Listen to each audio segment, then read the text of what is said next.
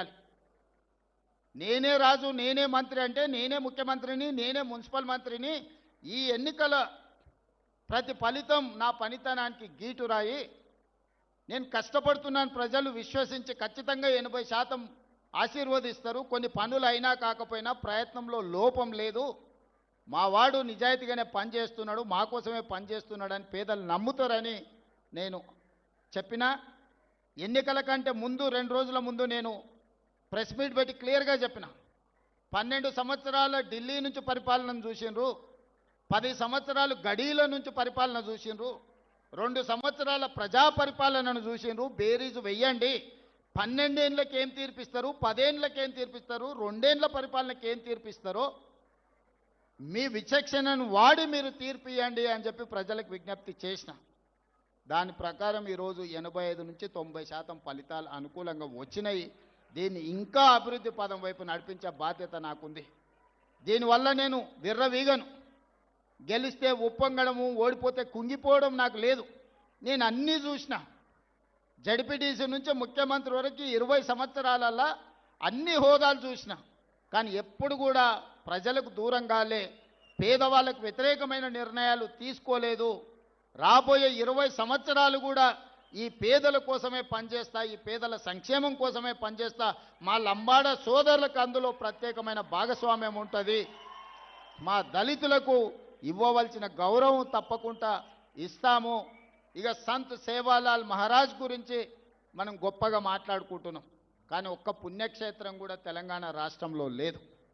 మనం ఆదిలాబాద్లో నాగోబా జాతర ఉన్నది, ములుగులో మనకు సమ్మక్క సారలమ్మ ఒక పుణ్యక్షేత్రం ఉన్నది.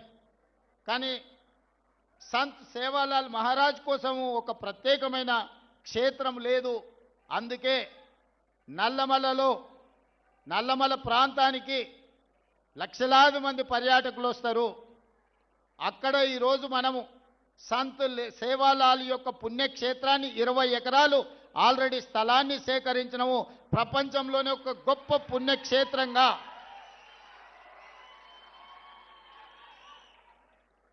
బ్రహ్మాండమైన పుణ్యక్షేత్రంగా వచ్చే సంవత్సరం ఈ తారీఖు నాటికి అక్కడే ప్రారంభించుకుంటాం, అక్కడే కార్యక్రమం చేసుకుంటాం. అచ్చంపేట నేను పుట్టి పెరిగిన ప్రాంతం. ఆ ఏరియాలో గిరిజనులకు ప్రత్యేకమైన స్థానం ఉన్నది.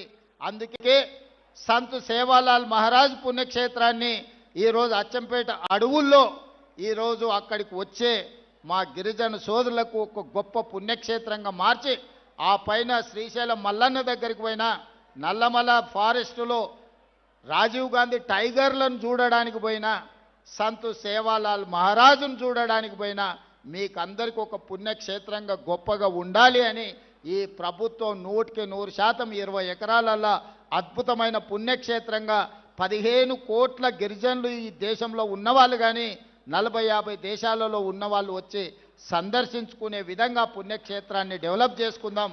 మా R&B అధికారులు కూడా ఇక్కడ ఉన్నారు. ఎంబడే వాళ్ళకి ఆదేశాలు ఇస్తా. నేను అక్కడ పోయి ఫీల్డ్ ఇన్స్పెక్షన్ చేసి దానికి సంబంధించిన ఆర్కిటెక్ట్స్ని కల్చర్ దెబ్బతినకుండా గిరిజన సాంప్రదాయాల పట్ల అవగాహన ఉన్నోళ్ళని కూడా ఇందులో